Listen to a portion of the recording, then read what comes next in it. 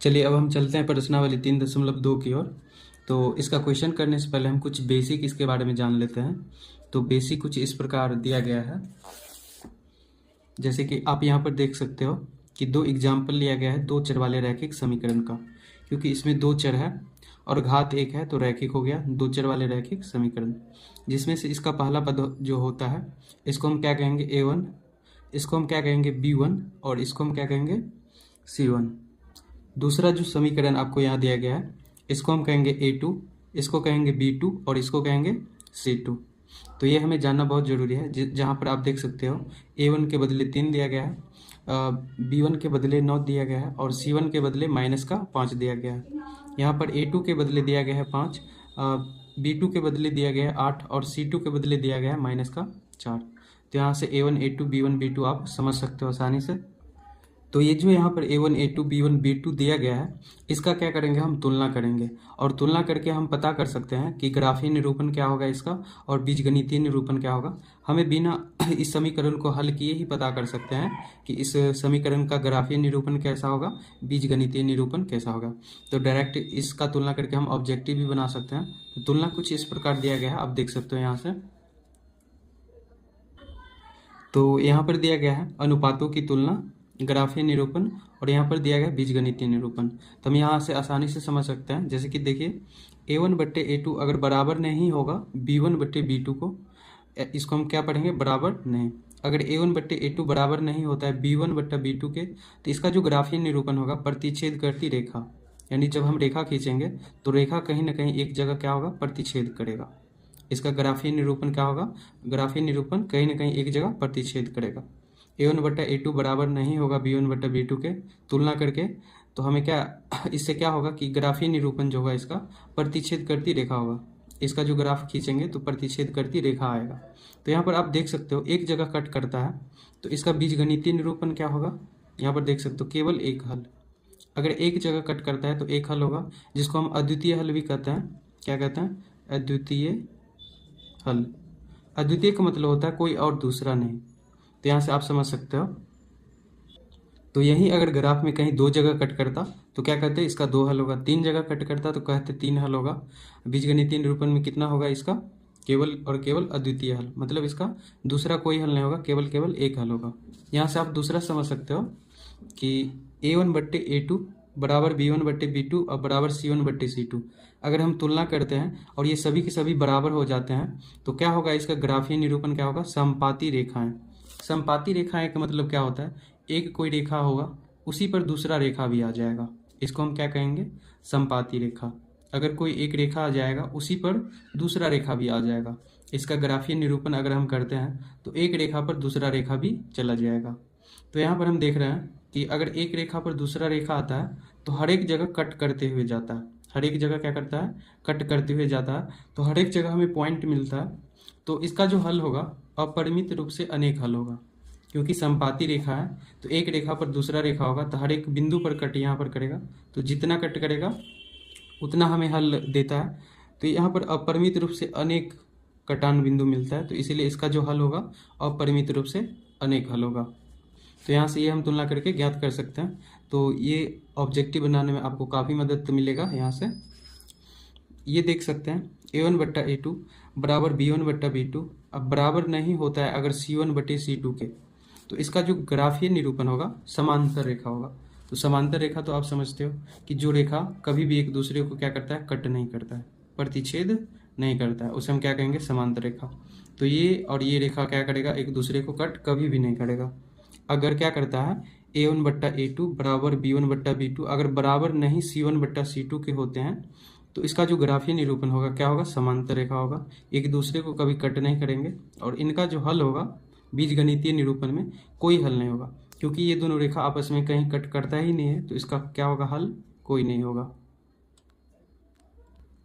तो यहाँ से हम क्या करेंगे, अनुपातों का तुलना करके हम आसानी से पता कर सकते हैं कि ग्राफीय निरूपण कैसा होगा, बीजगणितीय निरूपण कैसा होगा। तो चलिए अब चलते हैं प्रश्नावली की ओर। चलिए अब हम प्रश्नावली की ओर, इसका क्वेश्चन नंबर जो 1 दिया गया है इसमें बोला गया कि निम्न समस्याओं में रैखिक समीकरण के युग्म बनाइए और उनके ग्राफीय विधि से हल ज्ञात कीजिए। क्वेश्चन नंबर 1 का 1 दिया गया है। हमें क्या करना है, रैखिक समीकरण का युग्म बनाना है और उसको हमें ग्राफीय विधि से हल ज्ञात करना है। ये क्वेश्चन नंबर कभी भी बड़े मार्क में आता है, आपको 5 नंबर में देखने को मिलेगा ऐसा क्वेश्चन। तो यहाँ से आप देख सकते हो ग्राफीय विधि से हल ज्ञात करने के लिए बोला गया है। सबसे पहले हमें रैखिक समीकरण का युग्म बनाना है और उसको ग्राफीय विधि से हल भी ज्ञात करना है। तो चलिए क्वेश्चन नंबर 1 का 1 में दिया गया है, कक्षा 10 के 10 विद्यार्थियों ने एक गणित की पहेली प्रतियोगिता में भाग लिया। यदि लड़कियों की संख्या लड़कों की संख्या से 4 अधिक हो तो प्रतियोगिता में भाग लिए लड़कों और लड़कियों की संख्या ज्ञात कीजिए। तो इसमें क्या बोला गया है कि कक्षा 10 के 10 विद्यार्थियों ने गणित की पहेली प्रतियोगिता में भाग लिया, जिसमें से बोला गया है कि लड़कियों की संख्या लड़कों की संख्या से 4 अधिक है। तो प्रतियोगिता में भाग लिए जाने वाले लड़का एवं लड़कियों की संख्या क्या होगी। तो हमें ये नहीं पता है कि लड़का और लड़कियों की संख्या क्या है, तो जो नहीं दिया रहता है उसको हम क्या करते हैं, मान लेते हैं। तो चलिए मान लेते हैं।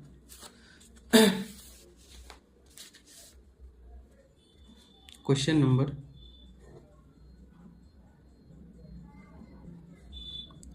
1 का 1 है, जिसमें लड़कों की संख्या न दिया गया है न ही लड़की की संख्या, यह हमें ज्ञात करना है। तो जो ज्ञात करना रहता है उसको हम मान लेते हैं। माना लड़कियों की संख्या, लड़कियों की संख्या हम x मान लेंगे, लड़कों की संख्या फिर मानना पड़ेगा लड़कों की संख्या, ये हम y मान लेते हैं। क्योंकि यहाँ पर आप देख सकते हो 2 चर वाला हमें रैखिक समीकरण बनाना है, तो एक को x मान लेंगे एक को y, तभी जाकर के हमें 2 चर वाला रैखिक समीकरण प्राप्त होगा। तो प्रश्नानुसार क्या बोला गया है,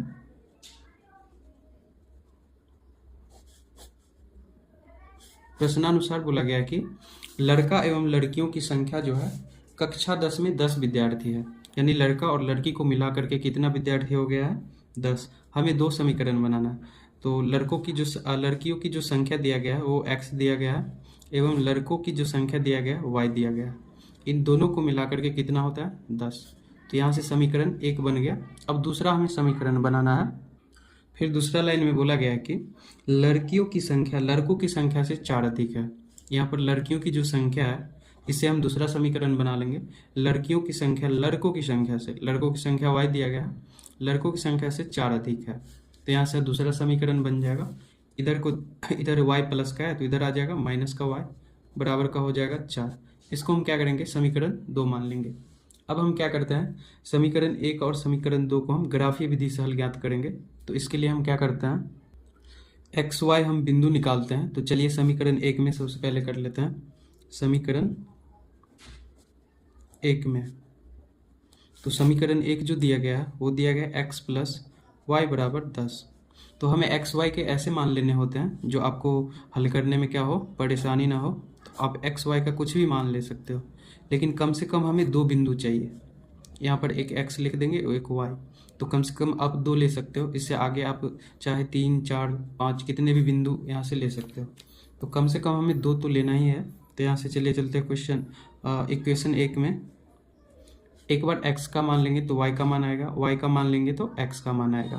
तो चलिए लेते हैं x बराबर, अगर हम 2 ले लें तो यहाँ से x बराबर 2, तो यहाँ से हो जाएगा x को बदले 2 प्लस का y बराबर 10।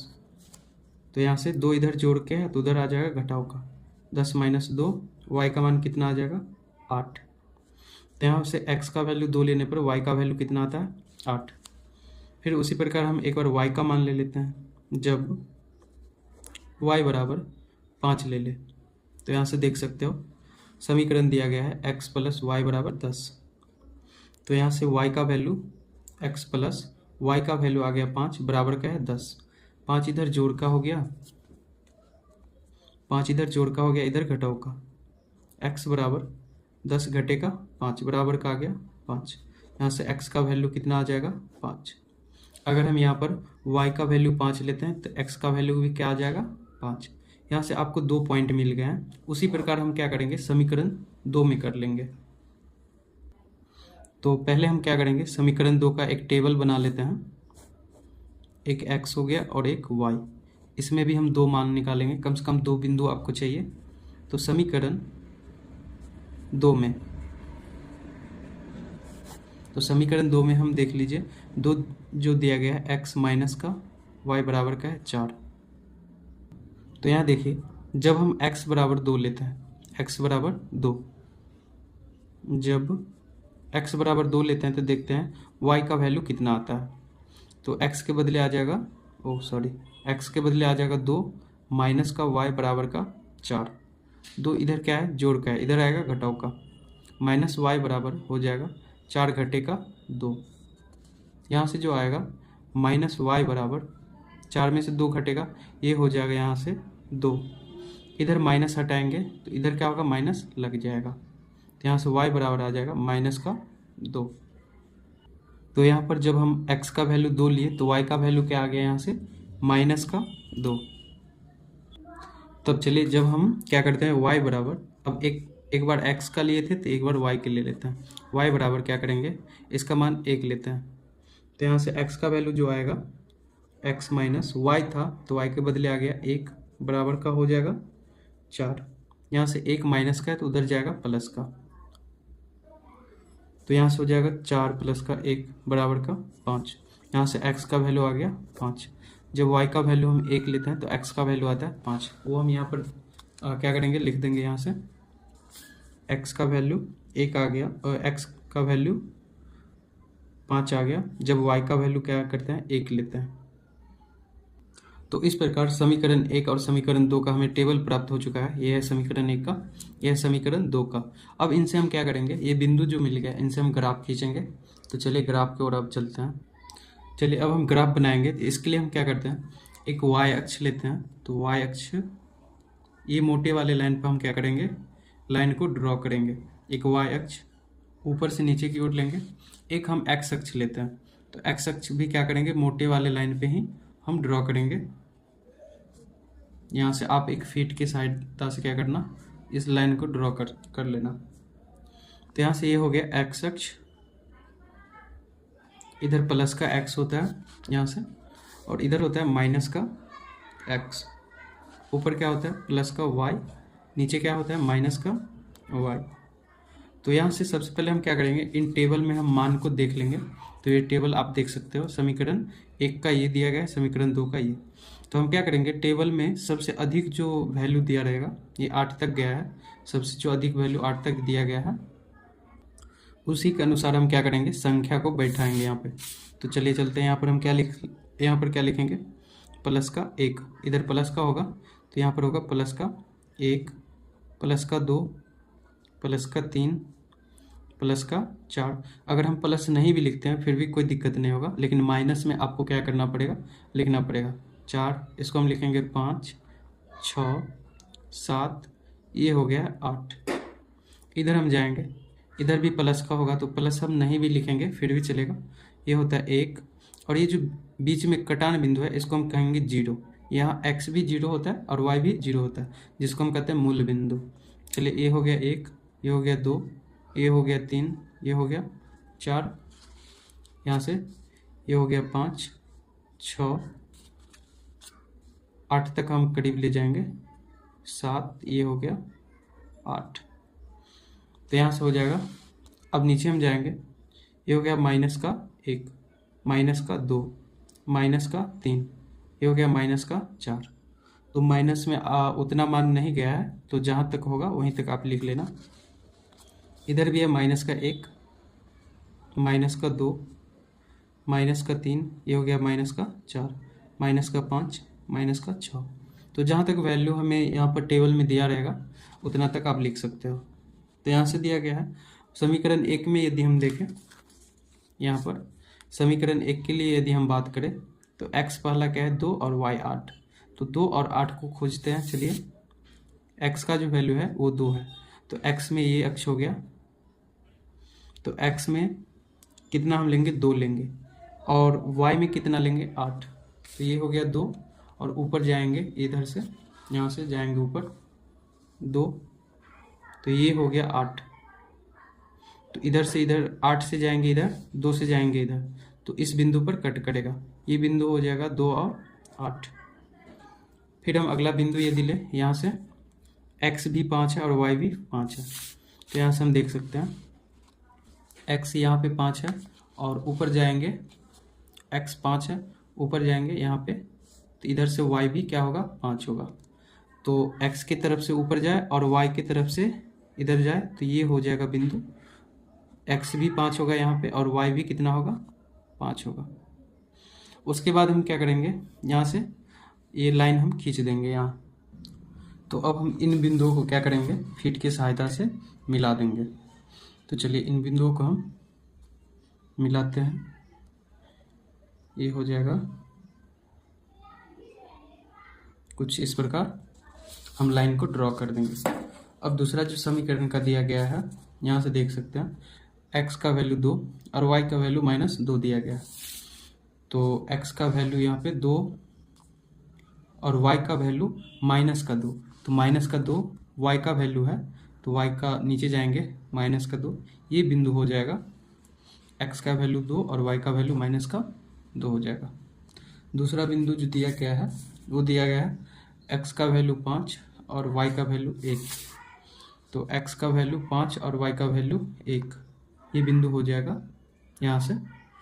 तो यहाँ पर जो ये बिंदु मिल गया, y का वैल्यू यहाँ पर 1 है, x का वैल्यू 5 है, तो ये दोनों इस बिंदु पर कट करेगा, ये हो गया 5 और 1।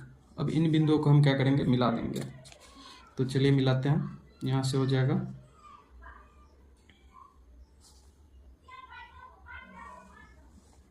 देख लीजिए, इस प्रकार हम क्या करेंगे, मिला देंगे। तो यहाँ पर जो आपको कट किया है ये हमें ध्यान देना है, ये आपका आंसर है। यहाँ पर जो कट किया है, यहाँ पर क्या करेंगे, x का वैल्यू कितना आ गया, 7 है, x का वैल्यू 7 है और y का जो वैल्यू है वो 3 दिया गया है। इस बिंदु का यदि हम निकालें तो x का वैल्यू 7 दिया गया है, तो यहाँ पर लिखेंगे x का वैल्यू 7 और y का वैल्यू जो दिया गया है वो 3 दिया गया है। तो ये आपका क्वेश्चन का आंसर हो गया, x का वैल्यू 7 और y का वैल्यू 3। तो चलिए यहाँ पर हम क्या करेंगे, लिख देंगे। यहाँ पर हम लड़कियों की संख्या x माना था और लड़कों की संख्या y माना था, तो यहाँ से हो जाएगा, यहाँ पर x का वैल्यू 7 है और y का वैल्यू 3 है, तो लड़कियों की संख्या 7 हो गया और लड़कों की संख्या क्या हो गया, 3। तो यहाँ पर हम लिख देंगे कि लड़कियों की संख्या, लड़कियों की संख्या कितना, हम x माने थे तो x का वैल्यू आ गया 7 और लड़कों की संख्या क्या हो गया, लड़कों की संख्या ये माना था हमने y और y का वैल्यू कितना आ गया, 3। ये हो गया आपका आंसर। चलिए अब आते हैं क्वेश्चन नंबर 1 के 2 की ओर। इसमें बोल रहा है कि 5 पेंसिल और 7 कलमों का कुल मूल्य 50 रुपया है, जबकि 7 पेंसिल तथा 5 कलमों का कुल मूल्य 46 रुपया है। तो एक पेंसिल का मूल्य तथा एक कलम का मूल्य ज्ञात कीजिए। तो जो निकालने के लिए बोला जाए उसको हम क्या करेंगे, मान लेंगे। तो एक पेंसिल और एक कलम का मूल्य हम क्या करेंगे, मान लेंगे। चलिए क्वेश्चन नंबर 2 है, एक का 2 है।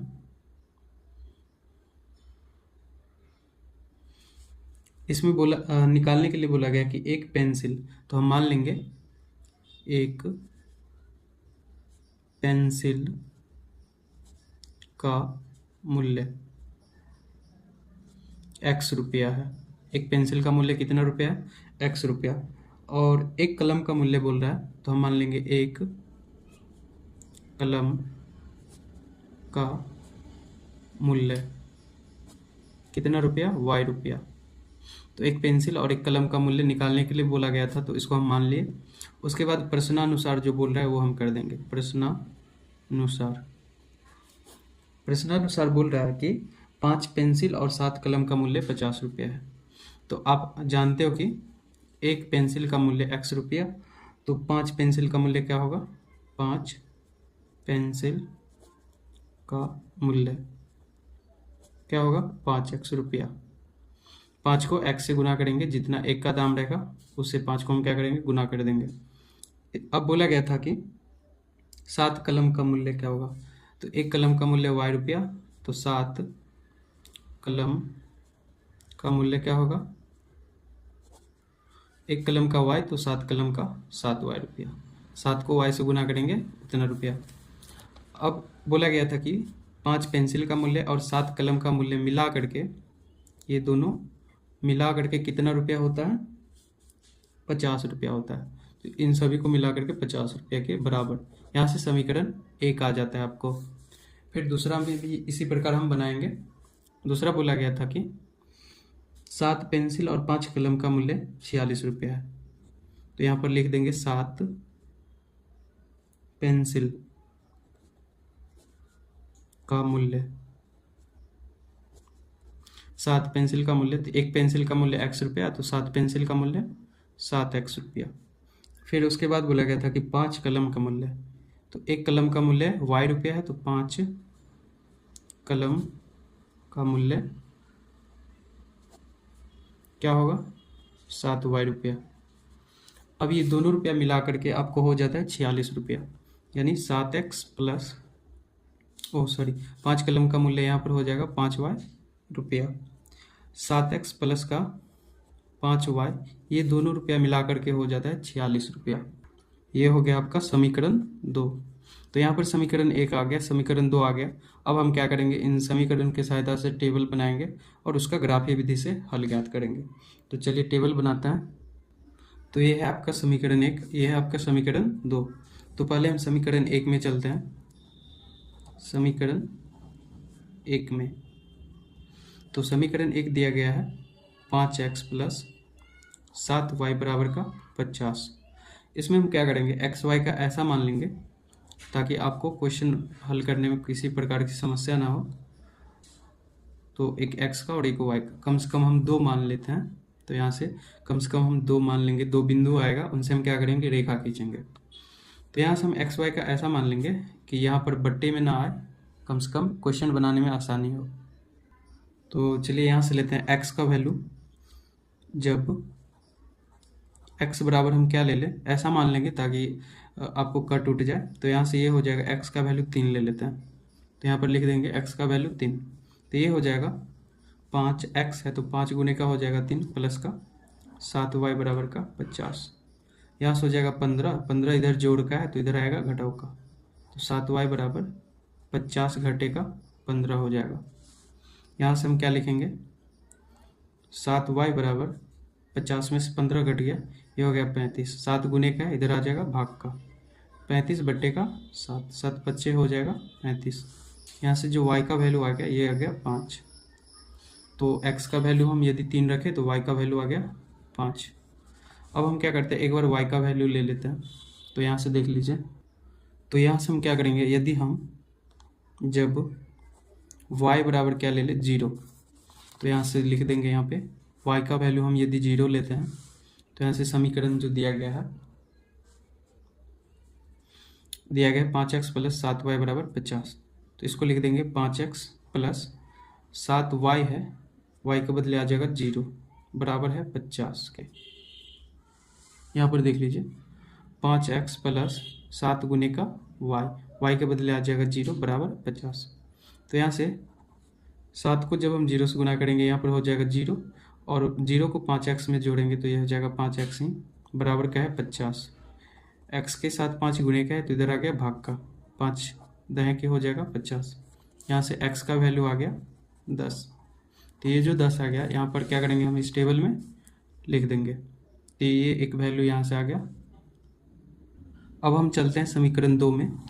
क्या करेंगे, यहाँ से एक टेबल ले लेंगे समीकरण 2 का भी, x और एक y यहाँ से हम लेते हैं। ये हो गया समीकरण 2 का टेबल, ये हो गया समीकरण 1 का टेबल। तो यहाँ से समीकरण जो 2 दिया गया है, लिखेंगे समीकरण 2 में। तो यहाँ से दिया गया 7x प्लस का 5y बराबर 46। इसमें हम क्या करेंगे, एक्स वाई का मान इस पर भी हम लेंगे। अगर हम यहाँ पर x बराबर, जब x बराबर क्या ले लें 3, तो यहाँ पर हम टेबल में लिख देंगे x बराबर 3। तो यहाँ से हो जाएगा 7 गुने का है x, तो x के बदले आ गया 3 प्लस का 5y बराबर 46, 21 हो जाएगा। 21 इधर जोड़ का है तो इधर आ जाएगा घटाव का। तो यहाँ से हो जाएगा 5y बराबर 46 घटे का 21, घटाएंगे ये हो जाएगा 5y बराबर घट के हो जाएगा 25। 5 इधर y के साथ गुने में है तो यहाँ से हो जाएगा, इधर आएगा तो भाग में 25 बट्टे का हो जाएगा 5। 25 25, यहाँ से हो जाएगा y का वैल्यू 5 के बराबर। तो यहाँ से हम देखें x का मान 3 तो y का मान आ गया 5। फिर हम y का मान लेंगे अब। तो चलिए जब हम y बराबर क्या करते हैं, y बराबर -2 ले लेते हैं। क्या किए, जब y बराबर -2, तो यहाँ से देख लीजिए समीकरण दिया गया 7x + 5 गुने का y। तो यहाँ से हो जाएगा 7x + का 5 गुने का y का बदले है -2 बराबर का हो जाएगा 46 दिया गया था। तो यहाँ से y बराबर -2 है तो हम लिख देंगे y का वैल्यू -2। तो यहाँ से हो जाएगा 7x + का 5 दूनी 10, ये हो गया -10 बराबर 46। यहाँ से हो जाएगा 7x, 10 इधर माइनस का है, प्लस माइनस हो जाएगा -10 बराबर 46। यहाँ से 7x बराबर -10 तो इधर आएगा +10, 46 + 10 हो जाएगा 56। यहाँ क्या होगा, x के साथ 7 गुने में है तो ये हो जाएगा 56/7, 7 8 हो जाएगा 56, x बराबर हो जाएगा 8। यहाँ से x का वैल्यू आ गया 8। यानी यहाँ पर हम क्या किए, जब y का वैल्यू -2 आया तो यहाँ से x का वैल्यू कितना आ गया, 8 के बराबर। तो चलिए अब हम क्या करेंगे, इन टेबल की सहायता से हम ग्राफ बनाएंगे। तो इन टेबल की सहायता से ग्राफी विधि से अब हम हल ज्ञात करेंगे। तो ग्राफ में हम क्या करते हैं, एक y अक्ष लेते हैं। y अक्ष हम ऊपर से नीचे मोटा लाइन जो दिख रहा है उस पर हम x अक्ष और y अक्ष बनाएंगे। ये हो गया x अक्ष और y अक्ष, और ये हो गया आपका x अक्ष। आप स्केल के सहायता से बना लेना, यहाँ पे जो मोटा लाइन होगा उसी पर हम क्या करेंगे, बनाएंगे। ये जो कट किया है वो हो गया आपका मूल बिंदु, ये होता है 0। तो यहाँ से हम टेबल देखेंगे, तो टेबल ये है आपका समीकरण का।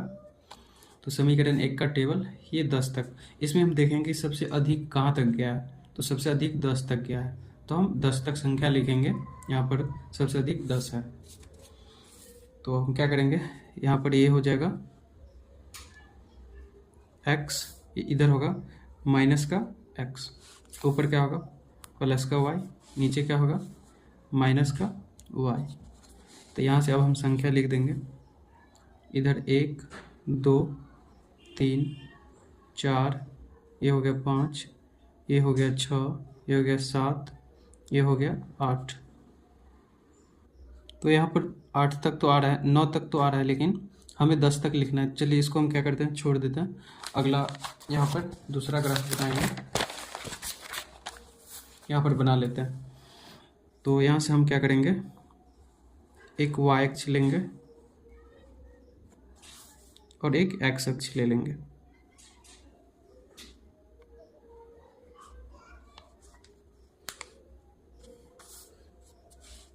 तो ये जो कट किया है ये हो गया मूल बिंदु 0। इधर हम क्या करेंगे, x अक्ष ये हो गया x, इधर हो गया माइनस का x, इधर हो गया y, और इधर हो गया माइनस का y। अब हम क्या करेंगे, यहाँ से संख्या लिख देते हैं 1 2, उधर छोटा पड़ गया था इसलिए यहाँ पर हम ले लिए हैं 1 2 3, ये हो जाएगा 4, ये हो जाएगा 5। हमें मोटा लाइन पकड़ना है, ये हो गया 6, ये हो गया 7, ये हो गया 8, ये हो गया 9, और ये हो गया एक 10। तो 10 तक यहाँ पर हम क्या किए, आ गए। अब हम क्या करना है, y जो सबसे अधिक गया है वो गया है सबसे अधिक 5 तक। तो आप लिख लेना जितना तक लिखना चाहो। तो इधर हो गया माइनस का y है, इधर माइनस का 1, माइनस का 2, माइनस का 3, माइनस का 4 हो जाएगा, माइनस का 5। हमें माइनस का उतना काम नहीं है तो इसलिए हम यहीं पर छोड़ देते हैं। अब हम क्या करेंगे, प्लस वाला लिखेंगे। ये हो गया प्लस का 1, प्लस का 2, प्लस का 3, प्लस का 4, और ऊपर जाएंगे ये हो जाएगा प्लस का 5, ये हो गया प्लस का 6, और ऊपर जाएंगे ये हो गया प्लस का 7। तो यहाँ से ये हो गया, इधर माइनस का 1, माइनस का 2, माइनस का 3, ये हो गया माइनस का 4, ये हो गया माइनस का 5। हमें माइनस का ज़्यादा काम नहीं है इसलिए हम इसको यहीं पे छोड़ देते हैं। तो अब हम देखेंगे यहाँ पर जो टेबल दिया गया है समीकरण 1 का, x 3 और y 5 है। पहला बिंदु हम 3 और 5 लेंगे, तो x 3 और y कितना है, y 5 है, तो 3 ये हो गया और y यहाँ पर आया, ये हो गया। 5 इधर से जाएगा और 3 इधर से जाएगा, कट इस बिंदु पर कटेगा, ये बिंदु हो गया 3 और 5। दूसरा हम खोजेंगे, दूसरा बिंदु ये दिया गया है कि x 10 y 0, तो यहाँ पर हो जाएगा, देख लीजिए x 10 यहाँ पे y 0 यहाँ पे है, तो ये हो जाएगा, ये बिंदु जो आपको दिख रहा है ये हो जाएगा x 10 y 0, क्योंकि y 0 यहीं पे होगा और x 10 यहाँ है, तो 10 और 0 ये हो गया। जो बिंदु आपको प्राप्त हुआ है उसको हम क्या करेंगे, मिला देंगे। तो चलिए मिलाते हैं इस बिंदु को, सीधा हम क्या करेंगे, इसको हम खींचेंगे, मिलाएंगे सेंटर का। तो अब हम जो बिंदु प्राप्त हुआ आपको,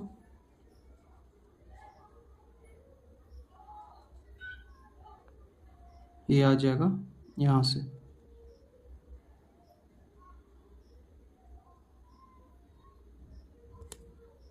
इस लाइन को हम क्या करेंगे, मिला देंगे।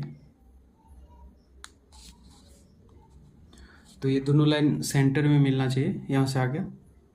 अब क्या होगा, समीकरण टेबल 2 का हम क्या करेंगे, यहाँ पर ले लेंगे x कितना है, 3 है, y 5 के बराबर है, x 3 और y 5।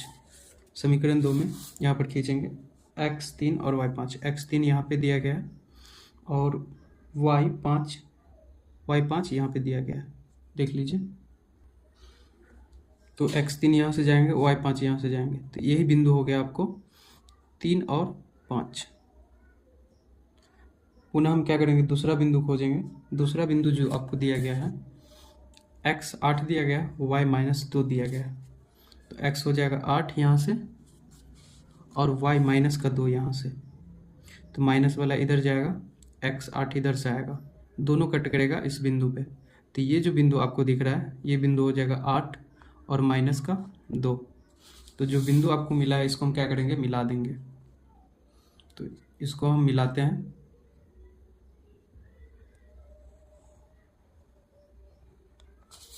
तो इस प्रकार मिलेगा। तो आप देख सकते हैं कि ये दोनों रेखा जहाँ कट कर रहा है वही आपका क्वेश्चन का आंसर होता है। तो ये दोनों रेखा कट कर रहा है 3 और 5 पे, x है 3 और y है कितना, 5। तो हम यहाँ से क्या किए थे, एक पेंसिल का मूल्य माने थे x रुपया और एक कलम का मूल्य y रुपया। तो यहाँ से x का जो वैल्यू आ गया वो आ गया है 3 और y का वैल्यू 5 आ गया, यानी एक पेंसिल का मूल्य 3 रुपये आ गया और कलम का मूल्य 5 रुपये आ गया। तो चलिए हम लिख देंगे यहाँ से, यहाँ पर हम लिख देंगे कि एक पेंसिल का मूल्य कितना माने थे, x रुपया, x का जो वैल्यू आया वो आया है 3, तो 3 रुपया हो गया पेंसिल का मूल्य। एक कलम का मूल्य, एक कलम का मूल्य वो कितना माने थे, y रुपया, तो y का जो वैल्यू आया हुआ है 5, तो ये हो गया कलम का मूल्य 5 रुपया। तो ये था आपका क्वेश्चन नंबर 1।